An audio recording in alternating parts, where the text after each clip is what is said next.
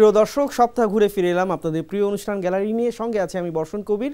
আজকের বিষয় ট্যাগলাইনটা দেখছেন আপনারা, যে কেমন চলছে ক্রিকেট ও বাংলাদেশ ক্রিকেট বোর্ডের কার্যক্রম, এটা নিয়ে আসলে আমরা আলোকপাত করব।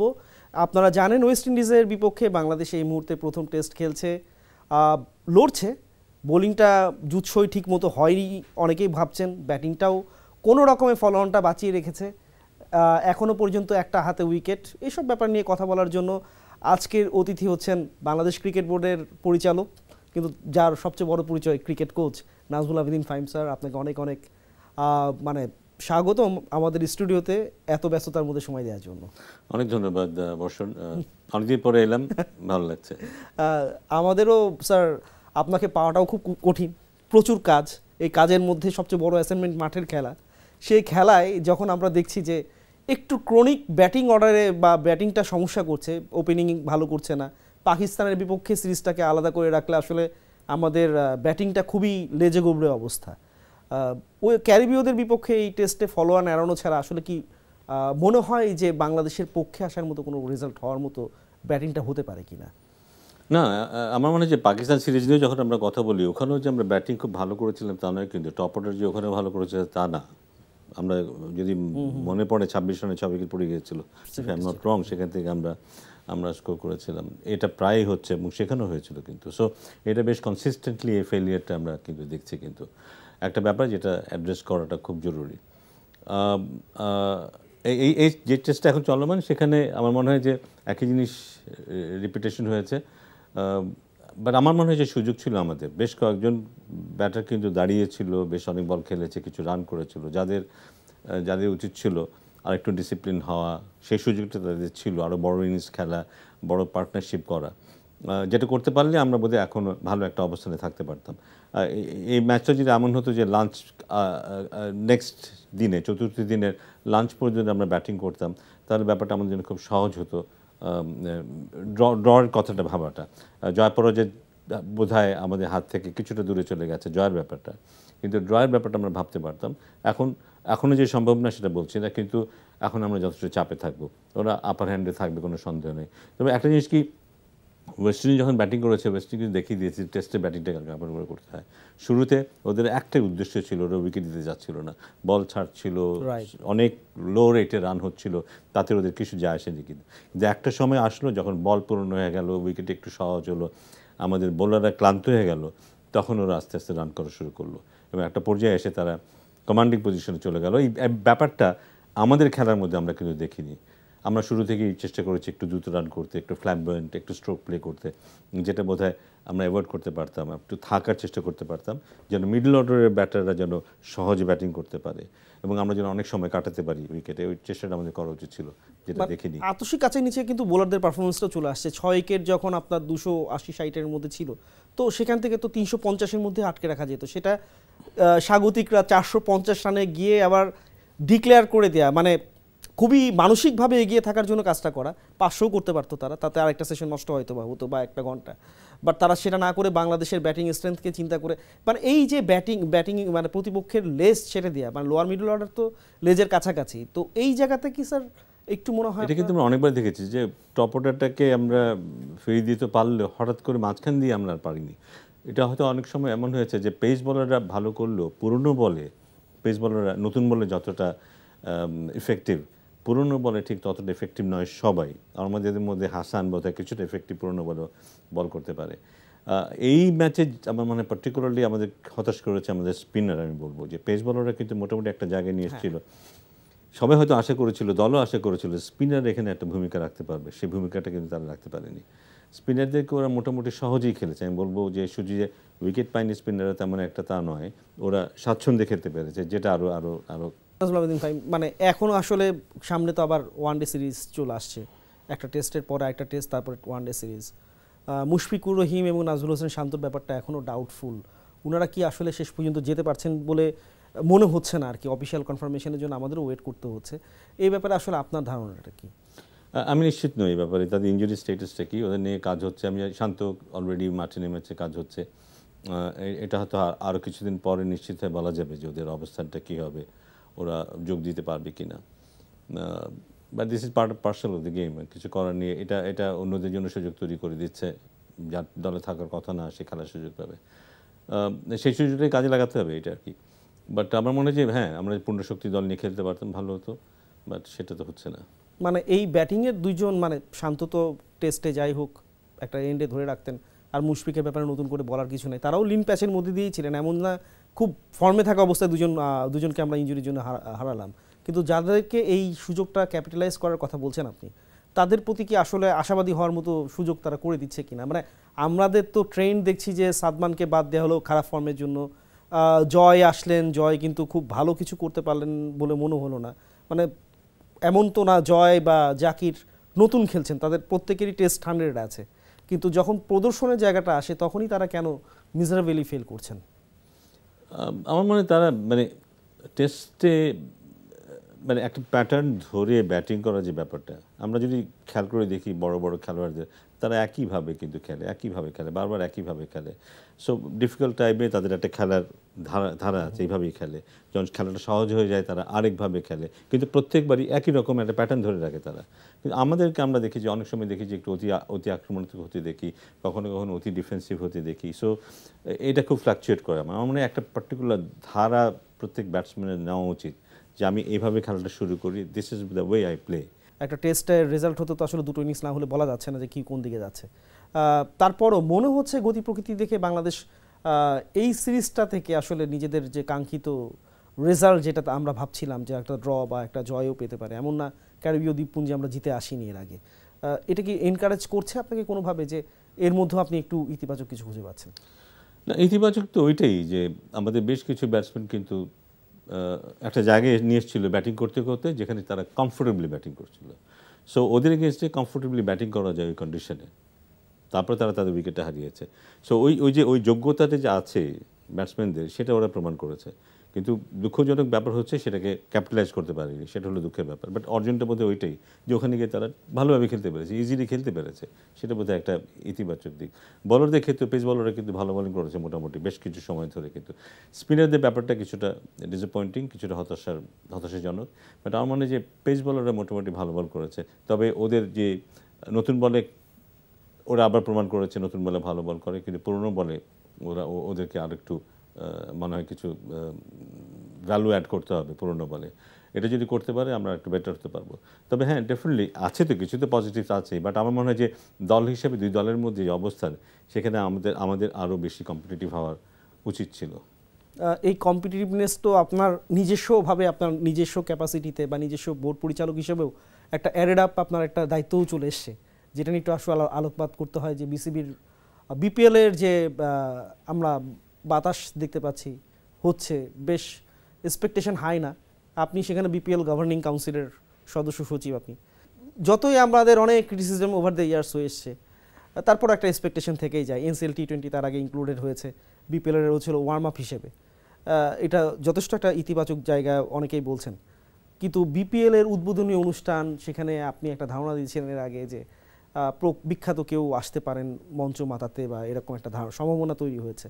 আসলে কি আমরা একটু ধারণা নিতে পারি আসলে কি ধরনের স্টাররা আসলে উদ্বোধনী অনুষ্ঠানে আসতে পারে? আমার স্টারদের চাইতে আমি বলি যে বিপিএলটা ভালোভাবে করাটা খুব জরুরি, এবং সে কারণেই বোধহয়, যদিও এটা আগেরই সিদ্ধান্ত, বাট এটা খুব ইতিবাচক একটা সিদ্ধান্ত যে আমরা ন্যাশনাল ক্রিকেট লিগে বিশ্ববারের খেলাটাকে সংযুক্ত করেছি, এবং এটা খুব তাড়াতাড়ি শুরু হতে যাচ্ছে। ফার্স্ট ক্লাস ক্রিকেট যারা খেলেছে তারা আবার একটা বিশ্ববারের টুর্নামেন্টে খেলতে যাচ্ছে, এবং সেটা দিয়ে আমাদের 20 ওভার্সের খেলার সংখ্যা অনেক বেড়ে গেল, এবং আমাদের খেলোয়াড়ের জন্য একটা নতুন একটা উইন্ডো ওপেন হলো। কিন্তু এটা আমাদের বিপিএলকে আরও সমৃদ্ধ করবে, আমাদের খেলোয়াড়রা তৈরি হয়ে বিপিএল খেলতে আসবে। সো আমার মানে খেলাটা ভালো করাটা খুব জরুরি, সেই চেষ্টাটা আছে। এবং পাশাপাশি বিপিএলের সাথে কিন্তু একটা চাকচিক্যের ব্যাপার খুব আছেই, এটা যায় সাথে সাথে যায়। প্রত্যেকটা ফ্র্যাঞ্চাইজিতে আমরা দেখি শুধু মাঠে খেলা হলো, মিয়ানমারে একটা খেলা হলো, সেটাতে যথেষ্ট না, সেই চেষ্টা থাকবে। এবার যেহেতু সরকার এর সাথে জড়িত, মাননীয় প্রধান উপদেষ্টা নিজে অন্তত ঘনিষ্ঠভাবে জড়িত, আমাদের মাননীয় ক্রীড়া উপদেষ্টা অত্যন্ত ঘনিষ্ঠভাবে এর সাথে সংশ্লিষ্ট। সেজন্য এটার একটা অন্য রকমের একটা আবহ তৈরি হবে এখানে ক্ষেত্রে, এবং সেখানে আমাদের চেষ্টা থাকবে যে বিভিন্নভাবে এটাকে আর কীভাবে উপরে উঠিয়ে নিয়ে আসা যায়। এবার বিপিএলের কনসেপ্ট থাকবে বা থিম যেটা থাকবে সেখানে শুধু খেলা না, খেলার বাইরেও কিন্তু যে এই ব্যাপারে যে সবার যে আগ্রহ বিপিএলকে ঘিরে, সবার চোখ এখানে থাকবে। আমরা সমালোচনা করি বা না করি, দেশের মানুষের বিশাল সংখ্যার মানুষের এখানে কিন্তু চোখ থাকবে। সেই চোখের সামনে আমরা কি কি মেলে ধরতে পারি, তাদের সামনে আমরা কি কি মেলে ধরতে পারি, তাদের শুধু খেলা না, খেলার বাইরেও বিভিন্ন মেসেজ আমরা কীভাবে তাদেরকে দিতে পারি, সেইটার সূত্র ধরেই হয়তো আমরা সম্ভাবনা আছে দেশের বাইরে থেকে খুব জানাশোনা লোকজন, বিখ্যাত লোকজন কেউ আসতে পারে এই বিপিএলের। একটু ধারণা দেওয়া যায় কি? এই মুহূর্তে সে ধারণা আমি দিতে পারছি না, হয়তো সময় হলে সেটা ধারণাটা কবে নাগাদ একটা শেপ দেওয়া যাবে। বাট আমার মনে হয় না এই মুহূর্তে আমি সেটা আরও পরিষ্কার করে বলতে পারবো। বাট সেই চেষ্টা আছে যেন, কারণ আমরা জানি যে যত পরিচিত মুখ একটা মেসেজ দিয়ে, আমার মেসেজ দিয়ে একরকম হবে, দারুণ অনেক পরিচিত মানুষের মেসেজ দেওয়াটা আরেক রকম হবে। সেই চেষ্টা থাকবে যেন সর্বজন গৃহীত মানুষেরা যেন এখানে থাকে, দেশের হতে পারে, দেশের বাইরেও হতে পারে, সেই চেষ্টা থাকবে। এবং আরও অনেক কিছুই থাকতে পারে বিপিএলের সাথে সংশ্লিষ্ট। আমরা অনেক কার্যক্রমে দেখব যেটা শুধু খেলা না, খেলার বাইরেও এটাকে কিভাবে আমরা কাজে লাগাতে পারি। আমাদের মাননীয় প্রধান উপদেষ্টা গত প্যারিস অলিম্পিকে অত্যন্ত ওতপ্রোতভাবে জড়িত ছিলেন এই কনসেপ্টের ব্যাপারে, এই থিমের ব্যাপারে। সো খেলার বাইরেও এই খেলার শক্তিটাকে কীভাবে ব্যবহার করা যায় সেই ব্যাপারে ওনার চাইতে ভালো করে জানে না। তো উনি আমাদেরকে আইডিয়াস দিচ্ছেন বা উনি এটার সাথে জড়িত আছেন, এবং সেটা আমাদের জন্য দারুণ একটা ব্যাপার, এবং সেটাই হয়তো কিছুটা আমরা দেখতে পাবো সামনে বিপিএলে। আইপিএলের নিলামের পর, মানে আপনি তো জানেন ঋষভ পান্ত রেকর্ড 27 কোটি রুপিতে আর কি বিক্রি হয়েছেন, যেটাতে আসলে বিপিএলের আমরা যতটুকু খোঁজখবর রাখি 3টা দলের অনায়াসে আর কি সংস্থান হয়ে যায়। মানে এই স্কেলে হয়তো বা বাংলাদেশের মার্কেট আর ভারতের মার্কেট একরকম না, বাট কাছাকাছি স্কেলে এরকমভাবে বাংলাদেশ 27 কোটি জায়গায় যদি কোনো ক্রিকেটার 7 কোটি টাকাতেও বিক্রি হয়, এটাও বিশাল একটা মার্জিন। তো এটা কি মানে আপনাদের কোনো ধারণা আছে বা আপনারা কি প্রেডিক্ট করতে পারেন যে 2-4 বছর পর এই মানের টাকা বাংলাদেশ থেকে কোনো ক্রিকেটার ক্যাটার করতে পারবে? মানে কেন নয়, আমরা সত্যিকার অর্থে কিন্তু বিপিএলটাকে সেইভাবে মেলে ধরতে পারিনি, এটাকে ব্র্যান্ড বানাতে পারিনি। আমাদের এখনও একটা দল, প্রত্যেক বছরই আমরা একটা দলকে দিচ্ছি দল করার জন্য, ফ্র্যাঞ্চাইজিকে দিচ্ছে এটা দল করার জন্য। তারা সেভাবে পরিকল্পনা করতে পারছে না, তাদের মধ্যে নিরাপত্তা বোধ নেই, খেলোয়াড়দের মধ্যে সেই জিনিসটা নেই। সো আমার মনে হয় এইটা তো এই সাইকেলের শেষ বছর। এটা শেষ হলে আমরা হয়তো পরবর্তীতে লম্বা সময়ের জন্য ফ্র্যাঞ্চাইজিদের সাথে এই হয়তো একটা এগ্রিমেন্টে আসবো, একটা দীর্ঘ সময়, 3 বছর কিংবা 5 বছর। আমি তো মনে করি 5 বছরের একটা সময় যদি তারা পায়, সামনের 5 বছর সে তার দল নিয়ে বিপিএল অংশগ্রহণ করবে, তাহলে তার পক্ষে অনেক কিছু করা সম্ভব, এবং সেটাই সত্যিকার অর্থে বাংলাদেশ ক্রিকেটকে এগিয়ে নিয়ে যেতে পারে। কারণ সেই ক্ষেত্রে সে অনেক কিছু হয়তো ইনভেস্ট করবে, তার একটা ইনফ্রাস্ট্রাকচার তৈরি হবে, সে লম্বা ভাবতে পারবে, সেইটা আমাদের অর্থে সত্যিকার কাজে লাগবে। সেরকম যদি হয় তাহলে বিপিএল একটা ব্র্যান্ড হতে পারবে। ব্র্যান্ড না হওয়া পর্যন্ত আমার মনে হয় না সেই জিনিসটা সম্ভব হবে, যে প্লেয়ারদেরকে ওই ধরনের পেমেন্ট করা বা এখান থেকে অনেক আর্ন করার সুযোগ তৈরি হবে তখন বিসিবির, যেটা আমরা বিসিআইতে দেখছি। তো আমার মনে হয় এটা একটা বিশাল অপরচুনিটি, এটাকে কাজে লাগানোর চেষ্টা ডেফিনেটলি ক্রিকেট বোর্ডে থাকবে, এবং এটা বড় সোর্স হতে পারে বিসিবির আর্নিংয়ের জন্য। বিপিএল এর পাশাপাশি একটা ব্যাপার খুব ফ্লোট করছে, সাকিব আল হাসান কি ওয়ানডে সিরিজে বাংলাদেশের হয়ে খেলবেন কিনা ওয়েস্ট ইন্ডিজে, এটা সম্পর্কে কি কোনো ধারণা দেওয়া আমাদের? এটা এখনও নিশ্চিত হয়ে বলার মতো অবস্থায় আসে নাই। I am not sure, because এগুলি পুরোপুরি বোর্ডের সিদ্ধান্তের উপর নির্ভরশীল না, এটা আমরা জানি। এটা এখানে সরকারের সিদ্ধান্তের ব্যাপার আছে। আমরা সরকার যদি একটা ক্লিয়ারেন্স দেয়, বা সাকিবের দিক থেকেও সাকিব বলেছেন যে বেঙ্গল টাইগারের খেলার সময় সাকিবের দিক থেকেও থাকতে পারে, তার কথা থাকতে পারে। তো সব মিলিয়ে যদি আমরা একটা জায়গায় আসতে পারি, তাহলে হয়তো সাকিবকে আমরা দেখতে পাবো মাঠে। বাট এগুলি কিন্তু এই মুহূর্তে কিন্তু নিশ্চিত হয়ে বলা যাচ্ছে না। ক্রিকেট ছাড়া ক্রিকেট বোর্ড না, ক্রিকেট বোর্ডের আন্ডারে যে তৃতীয় বিভাগ ক্রিকেটটা চলছে, এর মধ্যে আপনি নিশ্চয়ই অবগত আছেন যে তৃতীয় বিভাগে মারামারির ঘটনা, একটা ন্যাক্কারজনক ঘটনা হয়েছে। প্রায় 2.5 দশক বা 2 দশক পর আসলে আমাদের এরকম একটা পিকিউলিয়ার সিনারিও দেখতে হয়েছে, এবং এটা নিয়ে আসলে শোরগোলও পড়েছে তৃণমূল ক্রিকেটে। এই ব্যাপারে আসলে আমরা একটু কথা বলেছিলাম, আমাদের একজন সাবেক অধিনায়ক নাজুলা শফিকুল হক হীরা, উনি কথাও বলেছেন। মানে কেন এরকম ঘটনা ঘটতে পারে আমরা একটু একটু দেখে এসে আমি আপনার সঙ্গে আবার আলাপটা করছি। গন্ডগোল করছে, মারামারি করছে, এবং আমি যেটা জানি যে ওয়ান ডাউন ব্যাটসম্যান 10 নম্বরের ব্যাটসম্যানকে পাঠিয়েছে 1 ডাউনে, 9 নম্বর ব্যাটসম্যানকে পাঠিয়েছে 2 ডাউনে। তো দিস ইজ মানে এটা তো হলো ম্যাচ ফিক্সিংয়ের মতো। অনেক তৃতীয় শ্রেণীর খেলায় একটা গন্ডগোল হয়েছে। আমি তো জানি না ডিসিপ্লিন কমিটিতে কে আছে, আদৌ ডিসিপ্লিন কমিটি আছে কি না, নাকি ফারুক, ফাহিম আর এখন যে 5-6 জন আছে এরা মিলে ডিসিশন দিছে। ফুল বোর্ড তো ফারুকের কাছে নাই, শুধু ফাহিমকে নতুন হিসাবে ইন্ডাক্ট করা হয়েছে, আর বোধহয় 7 জন আছে না 8 জন আছে। এদের তো ফুল বোর্ড হয় না। তো কাজগুলি স্প্লিট করবে কেমনে, এক এক ডিপার্টমেন্ট করবে কেমনে, আরও ডিপার্টমেন্ট করবে কেমনে, নতুন ডিপার্টমেন্ট করবে, কে কোন ডিপার্টমেন্ট দেখবে, এখানে একটু প্রবলেম হয়তো পড়তে পারে। বাট আমি যে জানি যে Farooq is trying very hard. একসঙ্গে অনেকগুলো প্যাটার্ন, কিন্তু তৃতীয় বিভাগটা নিয়ে আমরা আসলে মূলত আলোকপাত করতে চাই। যদিও পরবর্তীতে এনটিভিতে প্রতিবেদন প্রচারের পর একটা শাস্তিমূলক ব্যবস্থা আগে থেকেই ভাবনা হচ্ছিল, কিন্তু যেহেতু একটা নিয়মের ব্যত্যয় করা হয়েছে, একটা ঘটনা ঘটার পর একটা ম্যাচ খেলার মানে অনুমোদন দেওয়া হয়েছে, যেটা একটা নজিরবিহীন ঘটনা। মানে আমি আমার সাংবাদিকতার ক্যারিয়ারে কখনো এরকম ঘটনা দেখিনি। এই জিনিসগুলো আসলে ফাহিম স্যার আপনারা কিভাবে ডিল করবেন ইনকামিং ডেজ? না, এটা তো স্পেসিফিক নিয়মকানুন থাকবে, সেই অনুযায়ী হবে। কিন্তু খেলার মাঠে খেলার নিয়ম অনুযায়ী বইয়ে যেভাবে লেখা আছে সেভাবেই খেলতে হবে। সমস্যাটা হচ্ছে যে গত অনেক দিন থেকে আমরা নিয়মের মধ্যে ছিলাম না। অনেক কিছু আমরা দেখেছি। হীরাবের ইন্টারভিউতেও দেখলাম যে 1 নম্বর 10 নম্বর 10 নম্বর 1 নম্বর এইসব ব্যাপারগুলো হয়তো এখনও থাকতে পারে, এখনও থাকবে না যে তা নয়, কিন্তু এতদিনকার ধারাবাহিকতা এগুলি থাকবে। মানে এগুলি থেকে আমাদেরকে পরিত্রাণ পেতে হবে। কিন্তু এই জন্য আমরা হয়তো মনে আছে কি না, আমাদের প্রেসিডেন্টও বলেছেন এটা, যে আমরা তৃতীয় বিভাগ থেকে এবার অ্যান্টি করাপশনের ইয়েগুলো শুরু করেছি। কিন্তু আমাদের মাঠে আমাদের অ্যান্টি করাপশনের অফিসে যারা আছেন তারা মাঠে যাচ্ছেন দেখতে কোথাও কিছু হয় কি না হয়, এবং তারা কিন্তু সত্যিকার অর্থে দেখছেন। এটা সময় সাপেক্ষ ব্যাপার, কিছুদিন লাগবে সবার বুঝতে, অনুধাবন করতে। বাট আমরা চাইবো যে একদম প্রপার ডিসিপ্লিন অনুযায়ী যেন খেলাটা হয়। ওটা যেন এমন না হয় যে আমি ক্লাব হিসেবে বেশি শক্তিশালী, বা আমি ক্লাবের অর্গানাইজার হিসেবে বেশি শক্তিশালী, সো আমি এটা করতে পারবো সেটা করতে পারবো। এর থেকে আমাদের বেরিয়ে আসতে হবে, একটা ডিসিপ্লিন ওয়েতে খেলাধুলা চালাতে হবে। যারা খেলবে তারাই খেলতে পারবে, যারা খেলতে পারবে না তারা এইভাবে শাস্তির মুখোমুখি হতে হবে তাদের। যদিও সাবেক অধিনায়ক একটা পয়েন্ট আউট করেছেন যে একসঙ্গে এতগুলো কাজ একজন করছেন বা স্প্লিটিং করাটাও খুব কঠিন, যদি আপনি ওই পোস্টে হোল্ড করছেন না, যদিও আপনি মাল্টিপল একটা টাস্কে আছেন অলরেডি। বাট এইটা কি একটু মানে শোল্ডারিং করাটা খুব কঠিন হয়ে যায় কিনা?